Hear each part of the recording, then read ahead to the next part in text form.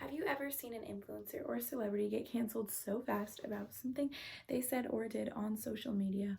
Or someone just getting a ridiculous amount of hate on social media? Or have you ever received a hate comment yourself on social media? Well, I'm here to tell you why. It's a social media's platform's job to monitor these comments, and even though it's coming from another person's actions, it is the platform's responsibility. Thousands of people receive hate comments and death threats on social media daily. It is so sad that influencers, celebrities, and even people without platforms receive this kind of hate on the daily.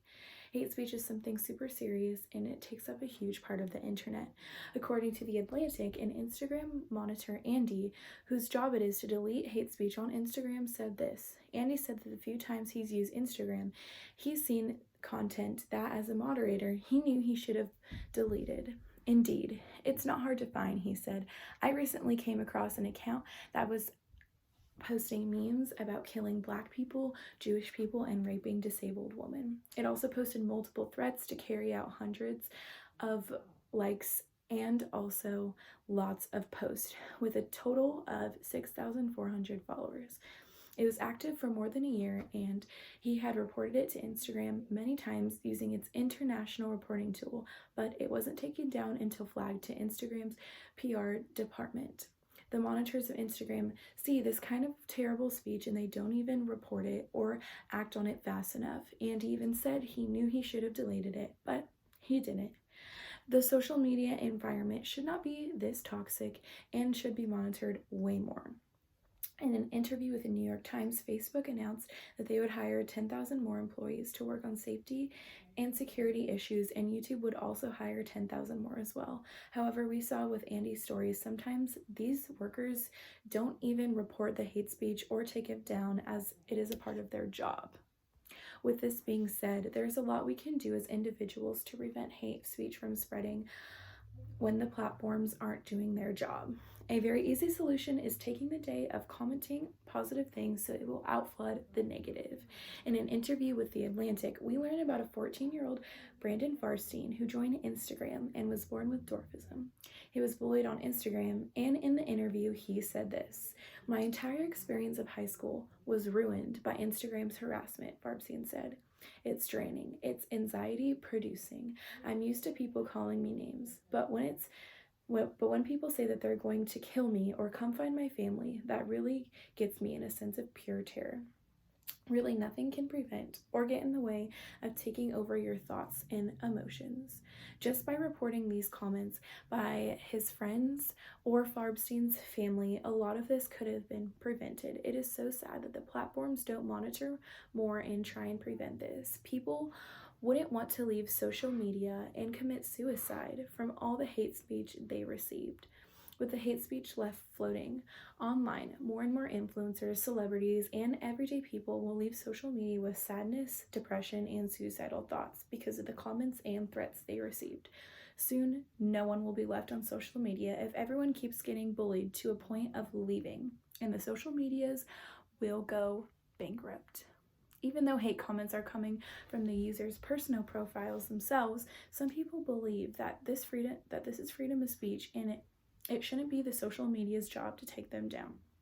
True, your First Amendment does state that everyone does have a right to freedom of speech, but when you are sending death threats, that is an action of harm and no longer becomes a freedom of speech, it becomes an action. That is when these platforms need to become accountable for these actions, because if they are not monitoring these harmful and dangerous types of speeches. According to Faz.org, many have tried to pursue lawsuits that hold social media websites accountable for their hate speech, but have all failed because it violates the very First Amendment. Their article states, "Currently, federal law does not offer much resources for social media users who seek to challenge a social media provider's decision about whether and how to prevent a user's content.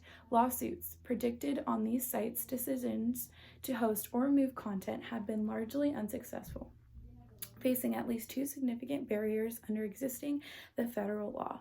When individuals have sometimes alleged that these companies violated their free speech rights by discriminating against users' content, courts have held that the First Amendment, which provides protection against the state action, is not implicated by the laws that these private companies hold."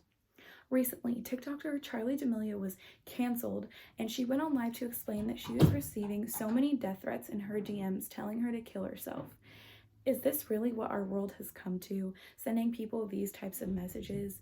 These messages really need to be stopped, and the users sending them need to be banned from the app permanently. According to The Atlantic, earlier this month, also the former Bachelor contestant Ashley Spivey was issued a stream of vivid death threats on Facebook and Instagram by fans of fellow Instagram star @girlwithnojob.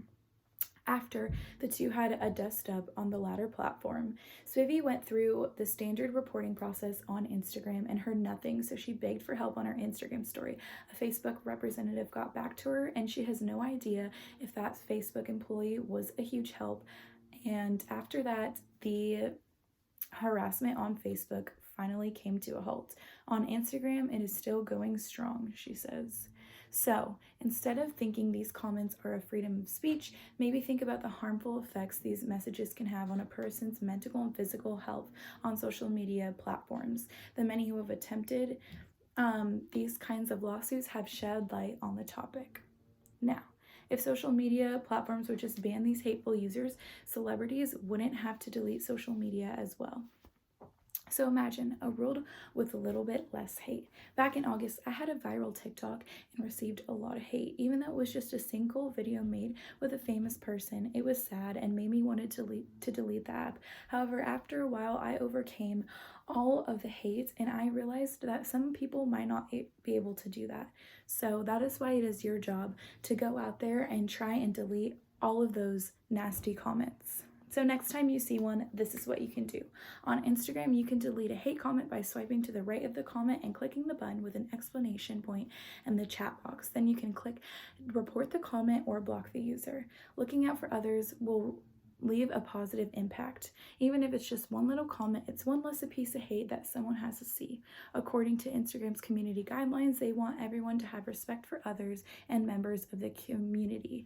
They quote unquote say their community guidelines state that they are to remove any content that contains credible threats or hate speech, content that is made for blackmail or to harass someone, and repeated unwanted messages. They say that they do generally allow strong conversation around people who are featured in the news or have a large public audience due to their profession or chosen activities. It is never okay to encourage violence or attack and base anyone on their race or ethnicity, natural origin, sex or gender identity, and so on. Some threats of harm to public and personal safety aren't allowed. This includes specific threats of physical harm as well as threats left on vandalism and other financial harm.